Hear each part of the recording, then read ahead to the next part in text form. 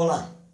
Quando eu fiz o vídeo do histórico e dos princípios da sociocracia, eu citei o princípio de consentimento e falei na época que eu gostaria de fazer um outro vídeo para aprofundar esse princípio. Esse vídeo é para isso.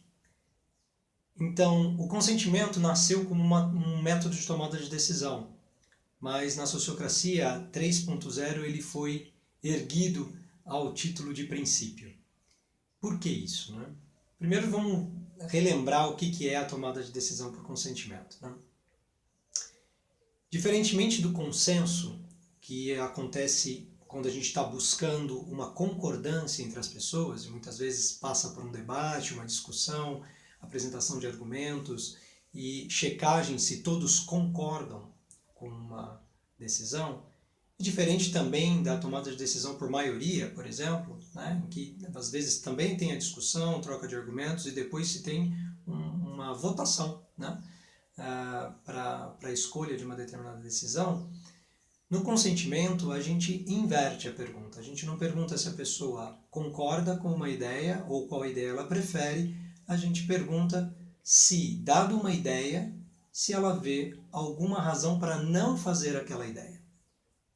Se ela vê uma razão para não fazer, ela tem uma objeção e, portanto, ela não dá seu consentimento. Se ela não vê ou não consegue trazer uma argumentação para uma razão para não fazer aquela questão, ela não tem uma objeção e, portanto, ela dá seu consentimento. Essa inversão ajuda muito praticamente naquela ideia de equilibrar a equivalência com eficácia, que é um dos princípios fundamentais da sociocracia, né? Ela impede, por exemplo, que a gente fique gastando tempo demais com discussões até chegar numa concordância, que é o caso do consenso. E ela também pode, quando entendida profundamente, ela pode evitar o que acontece muitas vezes tanto no consenso quanto na tomada de decisão por maioria, que é a tirania da minoria, ou o fato das pessoas não ficarem muito dispostas a levarem a cabo determinada decisão porque elas estavam contrárias àquela decisão num primeiro momento. E eu acho que ele promove, o consentimento promove esse tipo de mudança de atitude interna porque ele prevê, pela própria estrutura da argumentação, né, você tem uma razão para não fazer, ele dá a ocasião da pessoa refletir de maneira estruturada sobre a natureza da razão pela qual ela não gostaria de fazer tal coisa. Para além de uma ferramenta de tomada de decisão, eu acho que ele é um convite para um paradigma diferente. Paradigma que não está baseado no passado, simplesmente na minha experiência ou na minha opinião sobre determinada coisa, mas está baseado numa confiança no futuro, numa confiança na experiência. Então ele tem bastante a ver com um sentido para mim de iniciativa. Vamos fazer. Então eu quero dar o meu consentimento para alguma coisa porque eu quero confiar na experiência de colocar em prática ideias que foram criadas com uma boa intenção, focado na prioridade do grupo, né? Mas eu tenho a responsabilidade de avisar o grupo se eu percebo uma razão pela qual não devemos fazer aquilo. Ou se eu tenho uma sugestão de uma melhoria singela na proposta que vai fazer com que ela fique melhor, mesmo que não perfeita. Porque muitas vezes quando a gente está na oposição que acaba se gerando num processo de tomada de decisão por maioria, ou na busca de um consenso, da concordância das pessoas, muitas vezes a gente está tentando chegar numa coisa ideal. E aqui não, né? Aqui a eficácia traz a gente para o bom o suficiente por agora, porém seguro o suficiente para tentar, né? Então, é um conectar. O consentimento, para mim, é uma atitude interior que é de conectar com o valor e a confiança na experiência futura, mas não loucamente, cegamente, né? Com uma certa razoabilidade. Então, é um passo na direção da fé no futuro, digamos assim, né? saindo de uma base de comando, de controle, de racionalismo puro, né? Mas ainda assim com uma certa segurança, né? Na minha experiência de apresentar o conceito de consentimento para grupos e acompanhar grupos se apropriando desse conceito e começando a tomar decisões por consentimento, eu vejo que muitas vezes esse conceito é muito nebuloso no começo. E as pessoas começam a apresentar objeções que, na verdade, são preferências, não são bem objeções, né? Então, tem um processo, eu comentei num outro vídeo, o processo de tomada de decisão. Eu queria mergulhar num detalhe aqui, que é a questão das objeções e da validação das objeções. O que acontece? O padrão de validação das objeções é o processo pelo qual a gente verifica se uma objeção é válida, se ela é realmente uma objeção. E quem verifica? A própria pessoa que trouxe a objeção, né? Então, a prática do consentimento vai fazendo com que as pessoas tragam cada vez mais naturalmente objeções válidas. Mas num primeiro momento, num primeiro momento eu acho até importante deixar meio não tão restrito assim a validação sempre de objeções, porque senão pode ficar engessado demais. Mas à medida que se pega um pouco de experiência com o processo, eu acho muito importante introduzir essa etapa de validação.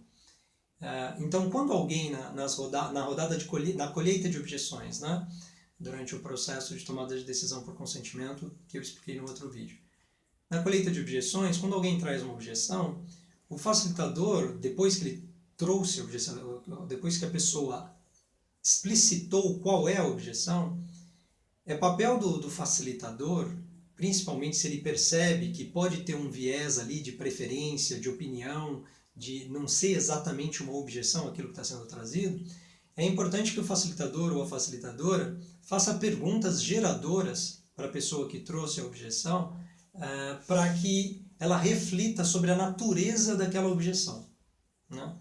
E é a própria pessoa que chega então na conclusão de que se aquela objeção está sustentada em argumentos ou não, com razoabilidade, desde que obviamente ela esteja disposta a fazer essa autorreflexão, né? E é isso que é o processo de validação. Em alguns momentos a gente chega numa situação em que uma objeção ela não é válida, né? Se ela não é válida, a gente passa adiante com o processo e chega no consentimento. O ponto é como chegar nesse consentimento e fazer as pessoas que estavam com um determinado receio em relação à proposta inicial realmente aderirem à ideia e darem o seu melhor na sequência para que a ideia seja concretizada, né? Que a experiência aconteça. E daí tem todas aquelas coisas que eu já tinha falado no outro vídeo, como tentar integrar preocupações nos critérios de avaliação, se tem uma percepção de risco alto, diminuir o tempo de experiência, né? Trazer a data de avaliação para mais próximo e tudo mais. E esse processo dialógico coletivo, eu acho que, a minha experiência com isso, é que vai gerando uma confiança, vai gerando através da disposição de cada um de estar atento e autorreflexivo durante o processo, vai gerando uma confiança no grupo e uma segurança interna de que podemos tentar algo diferente do que eu acho ideal, né? Podemos tentar e pode ser que dê resultados interessantes. Então, é essa confiança interna que eu acho que vai sendo desenvolvida à medida que as pessoas internalizam essa atitude do consentimento.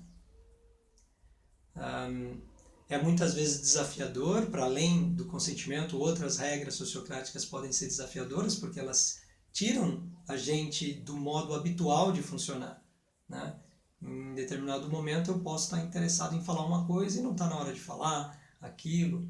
E eu, por experiência própria, já vi quantas vezes eu tive o impulso de interromper o processo porque achava, nossa, eu não estou concordando com isso que está sendo dito, blá, blá, blá, aquele rebuliço interior aqui mental.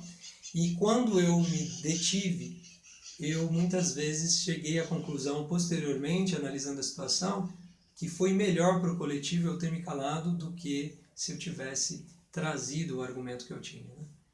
Então, o meu convite é que você, quando estiver praticando a sociocracia com um grupo de pessoas, experimente sustentar a resiliência, né? Desenvolver a resiliência de ficar com os desconfortos que a prática dessas regras podem gerar em você. Primeiro, desenvolver a autoobservação de perceber conscientemente esses desconfortos emergindo, né?